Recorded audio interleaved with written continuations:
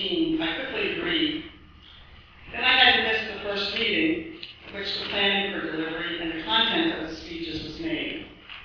My lesson to learn: never miss a meeting. My assignment was to be the first speaker, and the content was to be prayer. Okay, how do I relate prayer to stewardship? The first course of action that I knew was to turn to the Bible. So here goes. There are two parables in the New Testament that I would like to draw upon and paraphrase. The first is from Luke chapter 18, verses 1 through 6. The story is about a godless judge and a widow. The widow came to the judge repeatedly to seek justice, but he ignores her. This goes on for days and days and days. Finally, the judge says, "This woman is driving me crazy. I will see that she gets justice because she's wearing me down." Even as this judge rendered a just decision, surely our God will grant petitions to people that plead with him frequently. The second is not so much a parable, but a lesson from Jesus. It is found in Mark chapter 9, verses 19 through 29. After giving the disciples the instructions to go forward and heal in his name, there was one child the disciples could not heal. The boy was having what we call convulsions today, causing him to fall into fires and into water that could cause his death. The child's father brought him to Jesus, and Jesus prayed and he healed the child. When asked by the disciples why they could not heal the child, Jesus recurred to the power of prayer. So how do we relate these stories to our stewardship and our prayer? The obvious answer is that I would ask you to pray.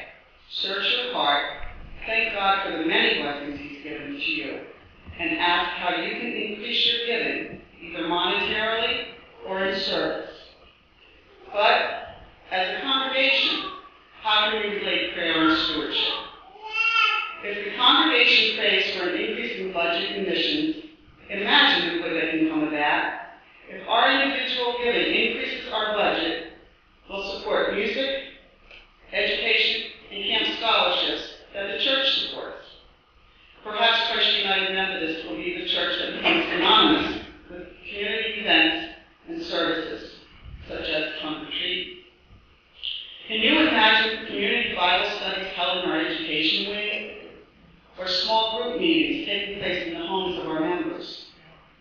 As a congregation, we could offer to pay the cost of members that wish to share their knowledge and expertise to underdeveloped countries, like Robin just did to Don. If the budget is increased, we will be able to meet our ministry shares in the conference that support worldwide missions, as well as continuing to meet our shares for insurances and retirements for our pastor. If our service increases, more individuals may be called for mission trips or pastoral service, such as the Christmas boxes and the food bank that we just assisted with. Imagine that if God hears our individual prayers given consistently and answers, how much more so if the whole congregation were to pray. So I respectfully ask you to pray frequently and powerfully. During this time of stewardship contemplation, pray for your individual giving, that you may be led to increase either your monetary giving or your services. And pray as a part of a larger congregation that Christ United Methodist may grow and serve to make more disciples for Jesus Christ for the transformation of the world. Thank you very much.